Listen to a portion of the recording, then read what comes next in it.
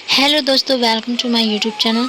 आज हम आपको बताने वाले हैं महाविद्या तारा देवी की उत्पत्ति कैसे हुई और महाविद्या तारा देवी की पौराणिक कथा। गुप्त नवरात्रि का दूसरा दिन माँ तारा देवी को समर्पित है। माना जाता है कि उनकी पूजा करने से सारे कष्ट मिट जाते हैं।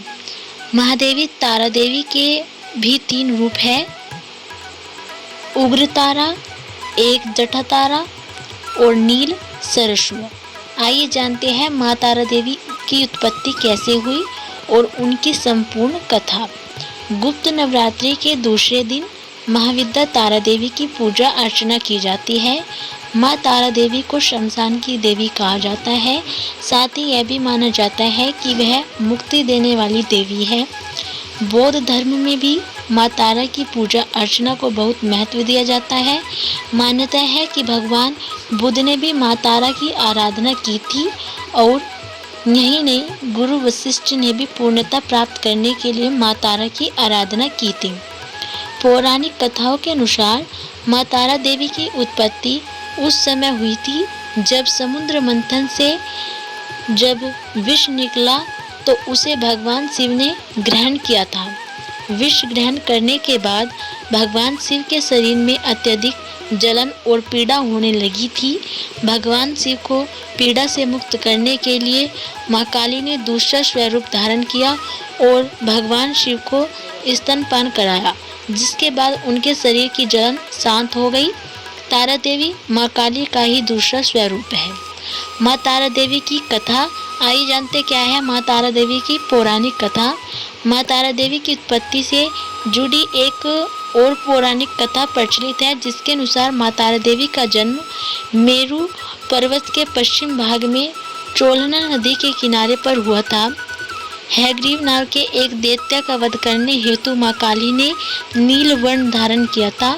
महाकाल संहिता के अनुसार चैत्र शुक्ल अष्टमी को देवी तारा प्रकट हुई थी और इसलिए यह तिथि तारा अष्टमी कहलाती है।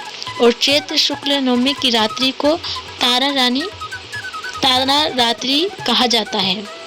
ऐसी मान्यता है कि भगवान शिव जी ने माँ पार्वती को बताया कि आदि काल में आपने भयंकर मुख वाले रावण का विनाश किया। तब से आपका यह स्वरूप तारा नाम से जाना जाता है। उस समय सभी देवताओं ने अपनी स्तुति की थी, आपकी स्तुति की थी। आप अपने हाथों में खड्ग, नरमुंड, वार तथा अभय मुद्रा धारण की हुई थी। मुख से चंचल जीवा बाहर कर अपने भयंकर रूप धारण किया था। आपका यह विकराल रूप देख सभी देवता भयभीत होकर कांप रहे थे। आपके विकराल भयंकर रुद्र रूप को देखकर शांत करने के लिए ब्रह्मा जी आपके पास आ गए थे। रावण वध के समय आप अपने रौद्र रूप के कारण नग्न हो गई थी तथा स्वयं ब्रह्मा जी ने आपकी लज्जा निवारण हेतु आपको व्याघ्र चर्म प्रदान किया था। इसी रूप में देवी लंबोदरी के नाम से विख्यात हुई। तारा राष्ट्रीय तंत्र के अनुसार भगवान राम नियमित मात्र ही थे। वास्तव में भगवान राम की विध्वंसक शक्ति देवी तारा ही थी, जिन्होंने लंकापति रावण का वध किया था। तो दोस्तों, अगर आपको हमारी जानकारी अच्छी लगी हो तो वीडियो को लाइक और चैनल को सब्सक्राइब करना ना भूलें।